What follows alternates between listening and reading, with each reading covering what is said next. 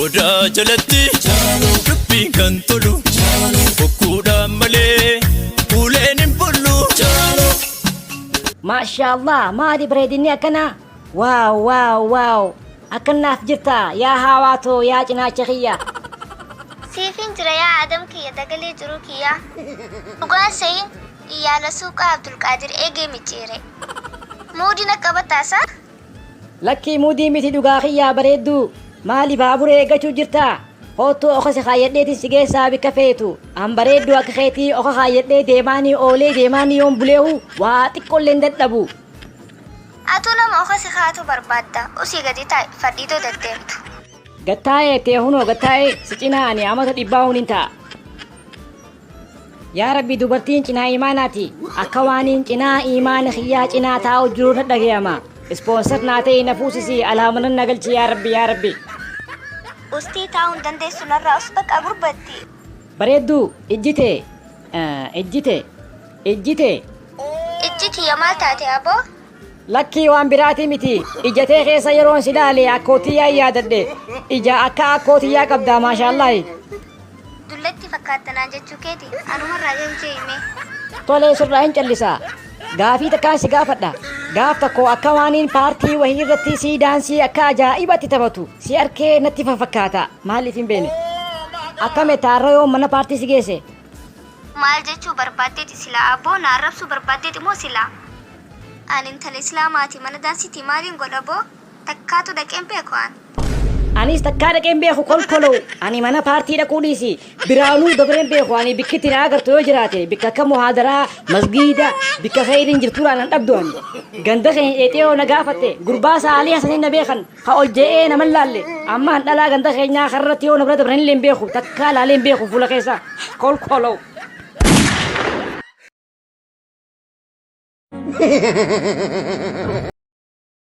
Ramadaanni dhufee bar. Duuba hoo gaarii dhagaa hafuuraan sirraa baafadha.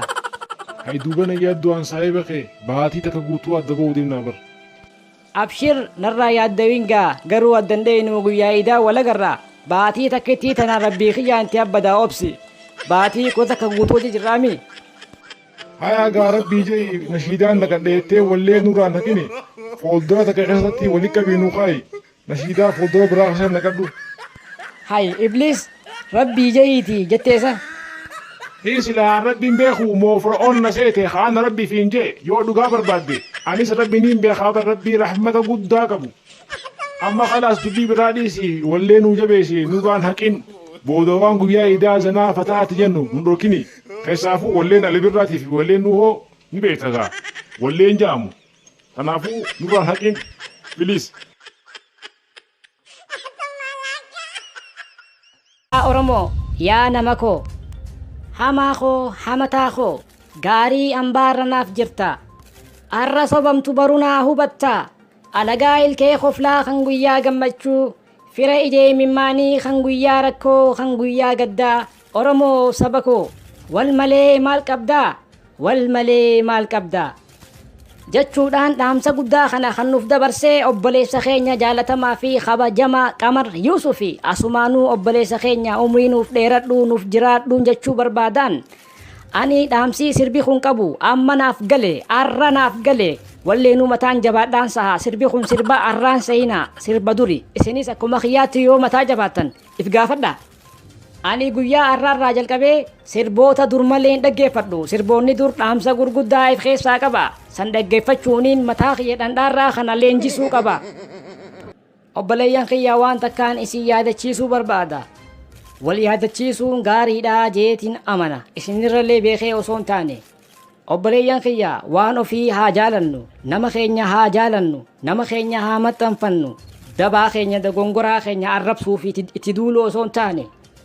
Gorsaan haa gorfannu farda abbichi daankayaan darbate alagaan dhagaan darbattee jettee Oromoo yeroo makmaaktu. Tanaaf wal jajjabeessuu wal jaalachuu qabna wal xiqqeessuu wal arrabsuu minaamination kana ganaa never guyyaa har'aarratti raawwachuu qaba.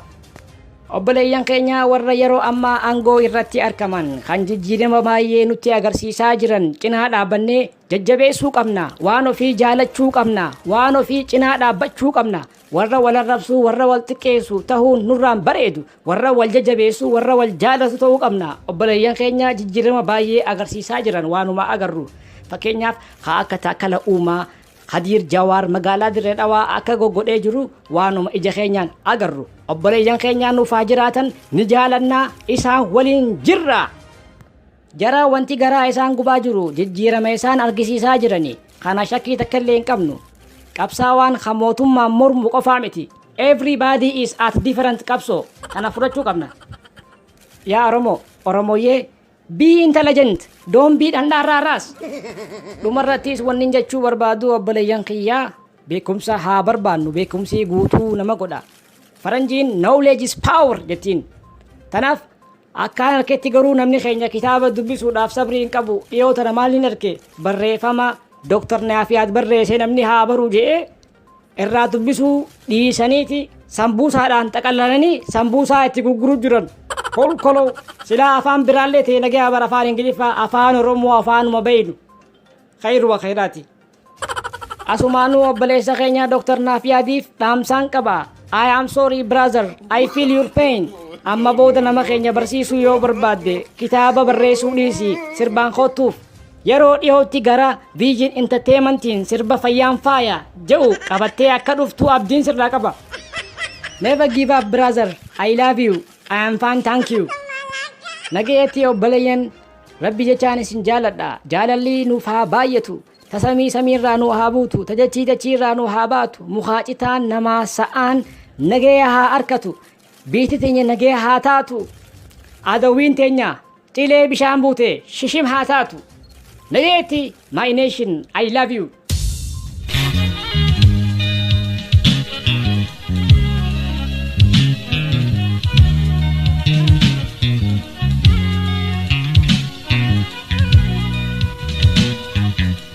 Together we stand, divided we fall.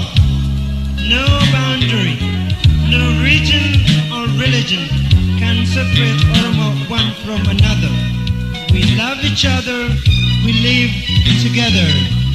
Hamako hamatako, gari ambarana jirta. Arraso bamtu boruna hubatta. Alagaa ilkee koflaa kan guyyaa gammachuu. Firaija imimmaanii kan guyyaa rakkoo kan guyyaa gadda. Oromoo saba koo wal malee maal qabda? Wal malee maal qabda?